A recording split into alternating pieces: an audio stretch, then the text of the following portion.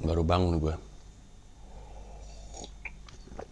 Baru bangun langsung nyiapin kopi, duduk di sini untuk ngomongin sesuatu yang kepikiran sejak gue baru bangun tidur.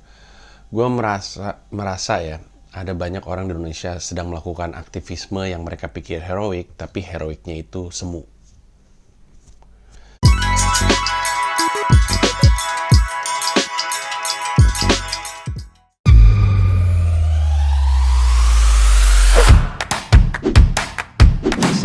Gue berak ngajak partisipasi ya. Gua pernah. Siapa yang Ini Widodo. Gua isep. Kakak lu goblok.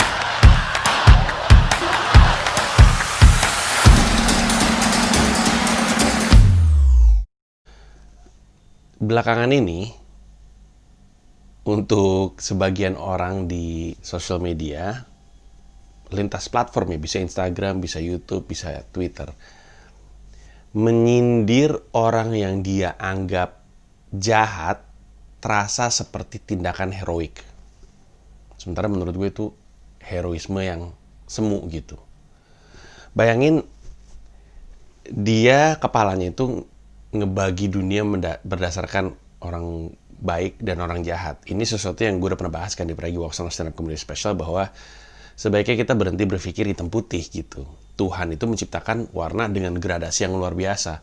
Dari putih ke merah ada gradasi, dari hitam ke putih ada gradasi, dari kuning ke hijau ada gradasi. Selalu ada gradasi di tengahnya, selalu ada yang di antara, nggak cuman kanan dan kiri, nggak cuman hitam dan putih gitu kurang lebihnya. Jadi untuk berpikir bahwa orang cuma ada orang baik dan orang jahat itu menjebak sekali. Yang ada tuh orang, kadang-kadang dia baik dan kadang-kadang dia jahat. Oke. Kesampingan itu, tapi ada orang yang dia ngerasa tuh orang tuh antara orang baik dan orang jahat, dan ketika orang jahat ngelakuin sesuatu, ketika dia menyindir, nyinyir, ngomentarin, terasa oleh dia tanpa sadar sebagai sebuah tindakan yang heroik. Dia ngerasa dia melakukan sesuatu yang benar dengan menyindir dan menyinyir gitu. Dan untuk sebagian orang, selama itu hanya sebuah pelepasan emosi, ya masih nggak apa-apa juga gitu. Masalahnya ada orang yang merasa gua melakukan peran gua di masyarakat dengan nyindir dan nyinyir orang yang gua anggap jahat. Dampaknya adalah dia berhenti cuman sampai situ. Makanya gue bilang ini heroisme yang semu gitu. Lu tuh bukan cuman tidak mengubah apa-apa, lu tidak menginspirasi apa-apa gitu. Jangan salah, berpendapat dan berkomentar itu juga bisa memberi dampak gitu. Kayak Kartini sampai dengan hari ini, opininya, pendapatnya yang tertuang dalam bentuk surat jadi inspirasi untuk banyak orang.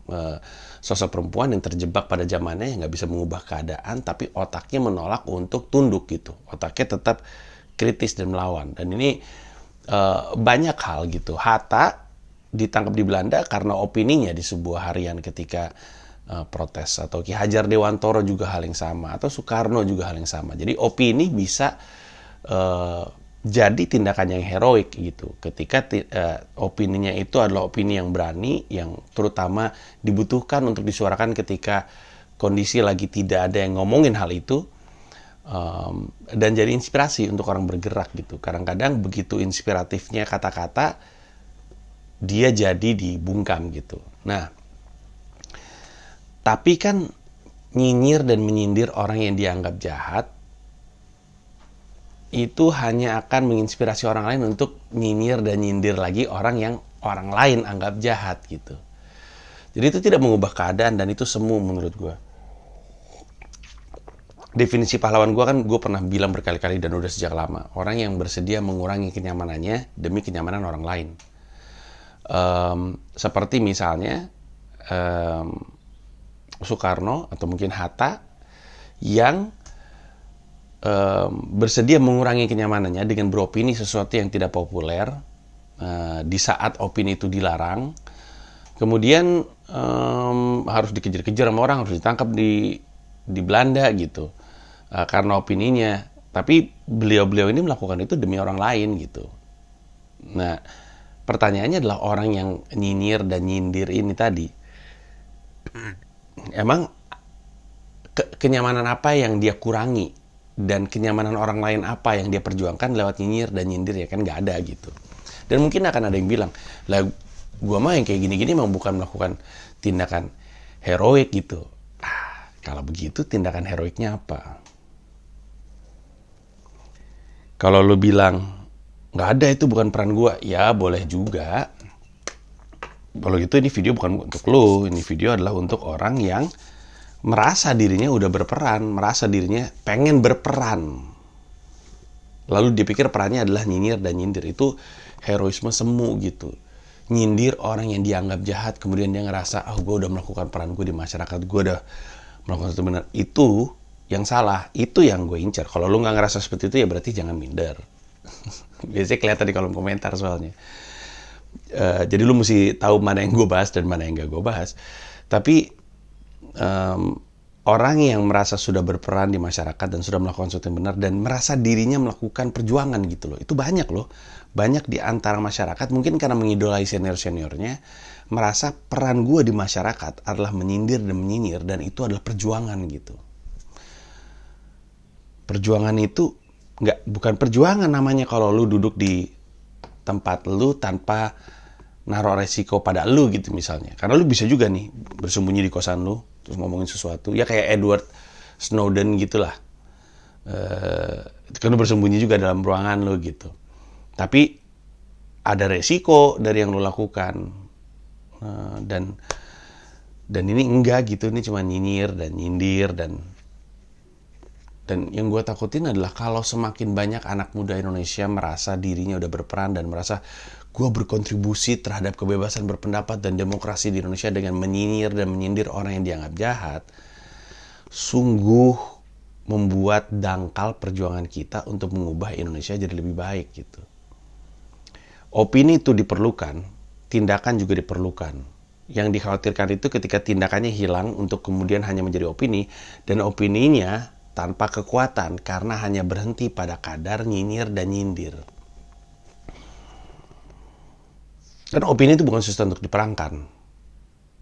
Ini opini gue. Ya udah, setiap orang kan punya opini masing-masing. Perang tuh jangan di ranah itu gitu. Perang itu di ranah sesuatu yang benar-benar bisa bawa dampak, dan semua orang tuh punya peran untuk punya dampak gitu. Ada yang gede, ada yang kecil, tapi semua orang tuh punya peran. Pertanyaannya, apa yang mesti gue lakuin gitu kan? Pertama-tama sih menurut gue, kalau lo emang pengen beneran berkontribusi untuk masyarakat, di sosmed, menurut gue terpenting untuk lo, yang akan punya dampak untuk orang sekitar lo, dan nanti lebih besar lagi se Indonesia, adalah dengan segera keluar dari bubble bias. Gue udah pernah bahas ini juga di YouTube sebelumnya. Tapi intinya bubble bias adalah sebuah gelembung di mana lu hidup di dalamnya, yang terbentuk entah sengaja atau tidak sengaja karena algoritma Twitter atau Instagram atau YouTube itu memberi lu apa yang lu sering kasih reaksi. Apapun konten yang sering lu kasih reaksi, retweet, reply, repost, komen, atau apapun itu, sosmed itu selalu ngasih lu hal-hal yang sering lu kasih reaksi. Jadi kadang-kadang lu kasih reaksinya kan kepada orang yang lu benci dan orang yang lu cinta. Hal buruk dari orang yang lu benci, lu kasih reaksi. Hal baik dari orang yang lu cinta, lu kasih reaksi. Hal baik dari orang yang lu benci, nggak lu kasih reaksi. Hal buruk dari orang yang lu cinta, nggak lu kasih reaksi. Sehingga yang ada di sini nggak muncul ke lu, yang muncul ke lu cuma yang ada di ekstrim-ekstrim aja, sehingga selamanya lu berpikir dia salah mulu dan dia benar mulu. Dan orang-orang yang mendukung.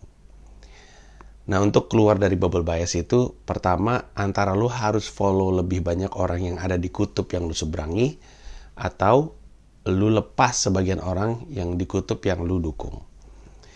Lalu berhenti untuk ngasih reaksi, sehingga algoritmanya berubah.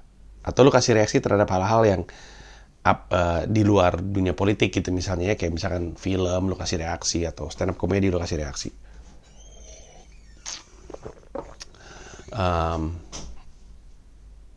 Dan dengan itu bubble biasnya akan meletus, dan lu sadari lu ada di lingkungan yang lebih imbang dan lebih baik untuk ngasih pendapat. Sehingga ketika lu beropini, opininya tuh didasari keimbangan informasi. Itu yang paling susah kan. Udah mah informasinya begitu deras, derasnya satu arah gitu, nggak ada arah baliknya. Itu yang mesti lu sadari supaya nggak bising, karena banyak bisingnya gitu sekarang tuh, kebanyakan bising, itu yang sangat disayangkan. Kalau bising tuh orang lain jadi susah fokus, termasuk kita susah fokus. Padahal krusial untuk kita bisa fokus terhadap apa yang kita anggap penting. Karena itulah yang menentukan, bukan yang kebisingan itu. Dah, kepikiran aja sama gue. Makasih banyak, Goks.